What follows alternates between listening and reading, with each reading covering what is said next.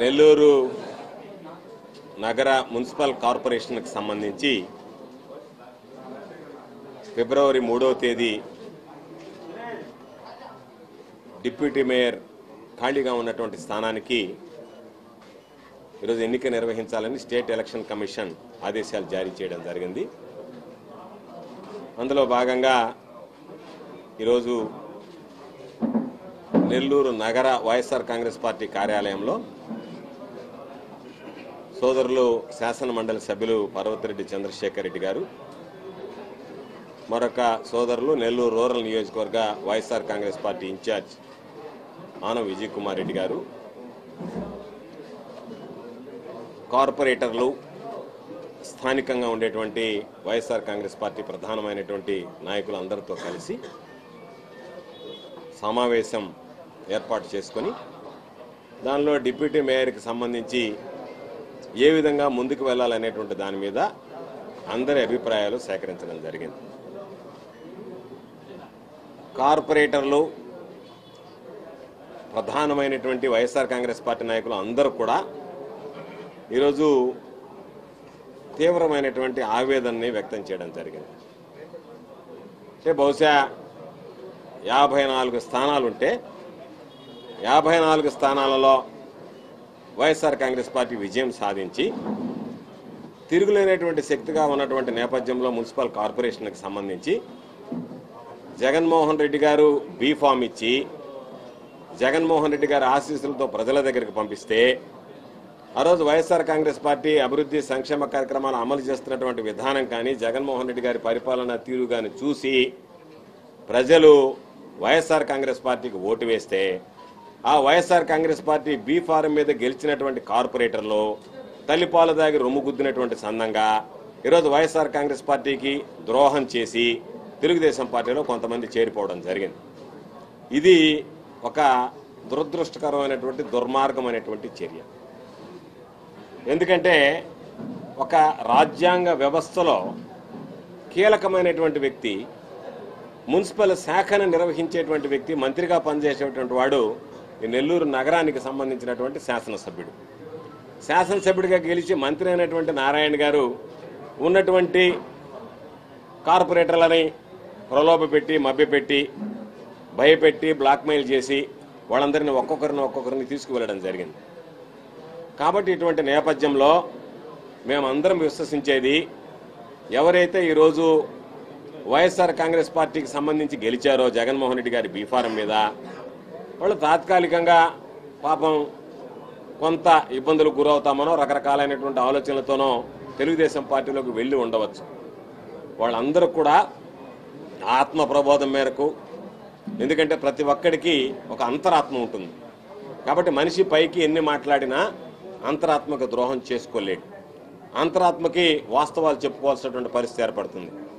కాబట్టి వాళ్ళందరూ కూడా వైఎస్ఆర్ కాంగ్రెస్ పార్టీకి ఈ కీలకమైనటువంటి సమయంలో అండగా నిలుస్తారని చెప్పి మేము అనుకుంటున్నాం. కాబట్టి సేకరించినటువంటి అభిప్రాయం ఏదైతే ఉందో అందరం కలిసి ఒక సాధారణంగా ఒక ఏకాభిప్రాయమే వ్యక్తం చేయడం జరిగింది.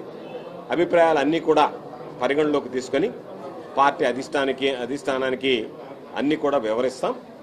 వివరించిన తర్వాత పార్టీ అధిష్టానం తీసుకున్నటువంటి నిర్ణయం ప్రకారం అందరం వెళ్ళాలి. కాబట్టి జగన్మోహన్ రెడ్డి గారి తుది నిర్ణయం అని చెప్పి ఒక తీర్మానం ఆమోదించి జగన్మోహన్ రెడ్డి గారు తీసుకున్నటువంటి నిర్ణయానికి కట్టుబడి అందరం కూడా కలిసి పనిచేస్తామని చెప్పి ఒక నిర్ణయం తీసుకుని దాని ప్రకారం ఈరోజు పార్టీకి కూడా ఇవన్నీ కూడా నివేదించడం జరుగుతుంది. ఏది ఏమైనా సరే ఈరోజు దాదాపుగా 54 మంది అభ్యర్థులు వైఎస్ఆర్ కాంగ్రెస్ పార్టీ తరఫున గెలిచిన తర్వాత ఈరోజు నన్ను అడిగితే తెలుగుదేశం పార్టీ వాళ్ళ అండతో, వాళ్ళకి సంబంధించినటువంటి మా పార్టీ మీద గెలిచినటువంటి వాళ్ళతో ఈరోజు మీరు అభ్యర్థిని నిలబెట్టి డిప్యూటీ మేయర్గా గెలిపించుకుంటామని చంకలు గుద్దుకోవాలని అనుకుంటే అంతకన్నా దౌర్భాగ్యం, అంతకన్నా దురదృష్టకరం. మా పార్టీ మీద ఆధారపడి బ్రతకాల్సినటువంటి దౌర్భాగ్యమైనటువంటి రాజకీయ పరిస్థితులు మీకు రావడం అంటేనే మీ పార్టీకి పతనం ప్రారంభమైనట్టు లెక్క. మీ పార్టీ మీద మీరు గెలిపించుకోలేనటువంటి వాళ్ళు, మీ పార్టీ మీద గెలవనటువంటి వ్యక్తులు, మా పార్టీ మీద గెలిచినటువంటి వాళ్ళని మీరు తీసుకువెళ్ళి అక్రమంగా మీద చేర్చుకుని వాళ్ళ ద్వారా మేమేదో ఈరోజు ఏదో మేము రకరకాలైనటువంటివి వ్యూహాలు అది ఇదిని మాట్లాడుతున్నారు. వాళ్ళ ద్వారా మీరు గెలిస్తే అది గెలుపు అనిపించుకుంటుందా? అది నిజంగా మీరు సిగ్గుపడాల్సినటువంటి విషయం, సిగ్గుతో తల దించుకోవాల్సినటువంటి విషయం. మీరు పోటీ పెట్టడమే సిగ్గుపడాల్సినటువంటి విషయం, మీరు పోటీ పెట్టడమే సిగ్గుతో తలదించుకోవాల్సినటువంటి విషయం. కాబట్టి వైఎస్ఆర్ కాంగ్రెస్ పార్టీ బలముందా బలగముందా అని ఏ రోజు ఆలోచన చేయలే.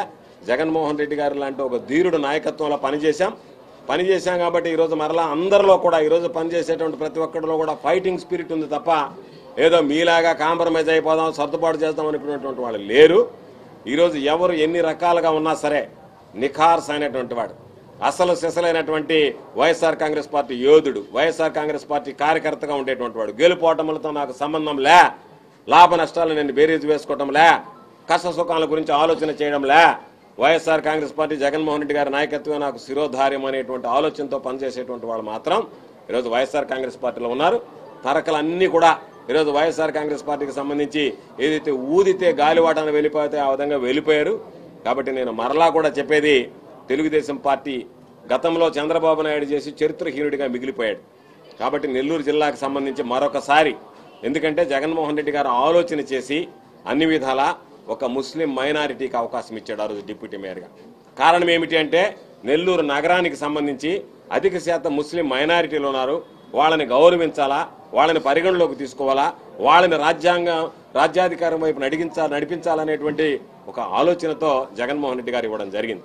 సరే, ఆ తర్వాత మరొక అడుగు కూడా వేశాం. చాలా రోజులుగా పాపం ఈ ప్రాంతానికి సంబంధించినటువంటి ముస్లిం మైనారిటీలు ఎన్నో సందర్భాల్లో మహానేత రాజశేఖర రెడ్డి గారి హయాం నుంచి మాకు శాసనసభ్యుడికి అవకాశం కల్పించమని అడిగారు. కల్పించినటువంటి పరిస్థితులు రాలేదు పాపం.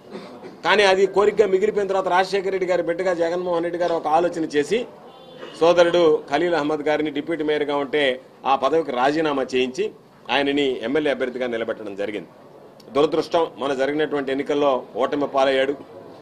కాబట్టి అయినా సరే ఈరోజు ఏదో ఓటమి పాలయ్యాడనేటువంటి ఆలోచన కాకుండా ఆ వర్గాలను గౌరవించాలా, ఆ వర్గాలని వాళ్ళ అభిప్రాయాలన్నీ కూడా మనం మామూలుగా వాళ్ళ మనోభిప్రాయాలను గౌరవించాలనేటువంటి ఆలోచనతో వైఎస్ఆర్ కాంగ్రెస్ పార్టీ ఎప్పటికీ పనిచేస్తుంది. వైఎస్ఆర్ కాంగ్రెస్ పార్టీ అనేటువంటిది అన్ని వర్గాలు, అన్ని కులాలు, అన్ని మతాలకు సంబంధించి అందరికీ అండదండలు అందించాలా, ఇది సమాజంలో ప్రతి ఒక్కరూ సంతోషంగా ఉండాలని చెప్పిన ఆలోచన చేసేటువంటి తప్ప వేరే ఆలోచన చేసేటువంటి పార్టీ కాదు.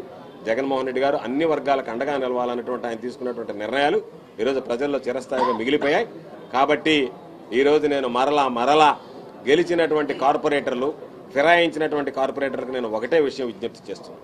రాజకీయ భవిష్యత్తు ఉండేటువంటి వాళ్ళు, రాజకీయంగా ఎదిగేటువంటి వాళ్ళు, ఈరోజు శాసనసభ్యులుగా ఉన్నటువంటి వాళ్ళు లేకపోతే ఇతర స్థానాల్లో ఉండేటువంటి వాళ్ళు రేపు ఏ విధంగా మారుతారో ఎటు వెళతారో తెలియనటువంటి పరిస్థితి ఉంటుంది. కానీ మీరు మాత్రం రేపు భవిష్యత్తులో ఒక 54 మందికి మరలా అవకాశం వచ్చేటువంటి పరిస్థితి ఏర్పడుతుంది.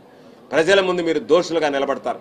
రేపు ఒకవేళ ఇంతటితో మా రాజకీయ జీవితం అంతమైపోయినా పర్వాలేదు అంటే మీరు ఏ నిర్ణయం అనేది తీసుకోవచ్చు. కానీ లేదు, మేము రాజకీయంగా కొనసాగాలి, ప్రజలకు సేవ చేయాలి, ప్రజల్లో ఉండాలి, ప్రజలతో మమేకం కావాలి, రాజకీయ జీవితం ఇంకా కొద్ది రోజులు గడపాలనేటువంటి ఆలోచన నిజంగా పార్టీ ఫిరాయించినటువంటి వైఎస్ఆర్ కాంగ్రెస్ పార్టీ కార్పొరేటర్లకు ఉంటే ఇప్పటికైనా మీరు ఆత్మ పరిశీలన చేసుకుని ఈరోజు ఏం ఫైనల్ కాలేదు, ఒక నిర్ణయానికి రండి. వచ్చి మనందరం కలిసి వైఎస్ఆర్ కాంగ్రెస్ పార్టీ తరఫున దీన్ని ఏ విధంగా ముందుకు వెళ్ళాలనేటువంటి దానికి మీ సూచనలు, సలహాలు